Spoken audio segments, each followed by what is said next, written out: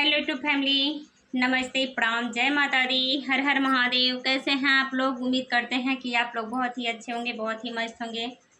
स्वागत है आप सभी का मन्नी मिश्रा के लोकगीत पर। मैं आप सबके बीच एक बहुत ही सुंदर, बहुत ही प्यारा माता रानी का भजन लेकर के आई हूँ।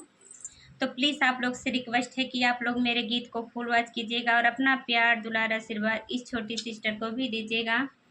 तो आप सभी लोग से जय माता दी, हर हर महादेव।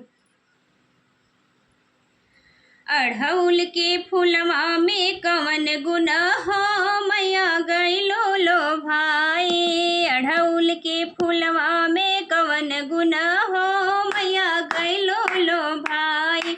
गइलो लो भाई मैया गइलो लो भाई। अढ़उल के फूलवा में कवन गुण हो मैया गइलो लो भाई। अढ़उल के फूलवा में कवन गुण हो मैया गइलो लो भाई। नारियल सुपारी माँ के मन ही ना भावे। नारियल सुपारी माँ के मन ही ना भावे। पूड़ी और हलवा में कवन गुण हो मैया गइलो लो भाई। पूड़ी और हलवा में कवन गुण हो मैया गइलो लो भाई।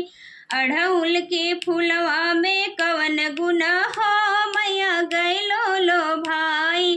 अढ़उल के फूलवा में कवन गुण हो मैया गइलो लो भाई। हाथी आ घोड़ा माँ के मन ही ना भावे। हाथी आ घोड़ा माँ के मन ही ना भावे। शेरवा की सवारी में कवन गुण हो मैया गइलो लो भाई।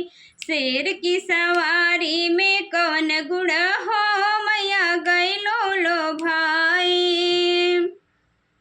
अढ़उल के फूलवा में कवन गुण हो मैया गइलो लो भाई।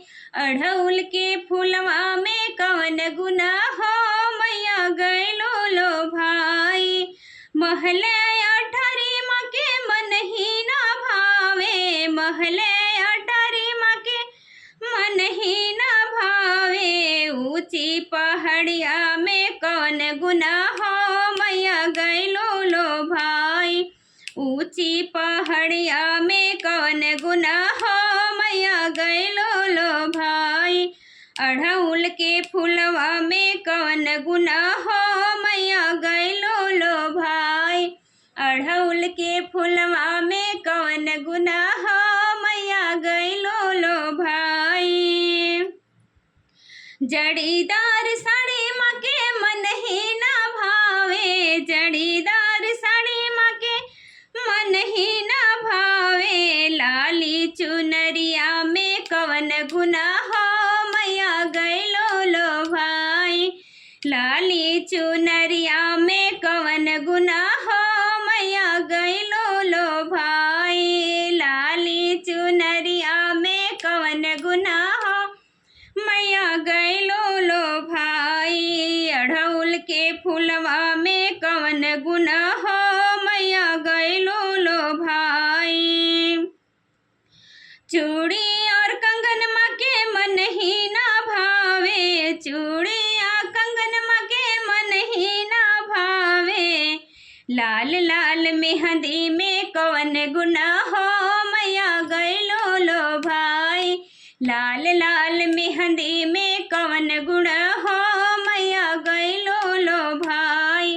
अढ़उल के फूलवा में कवन गुण हो मैया गइलो लो भाई। अढ़उल के फूलवा में कवन गुण हो मैया गइलो लो भाई। जय माता दी।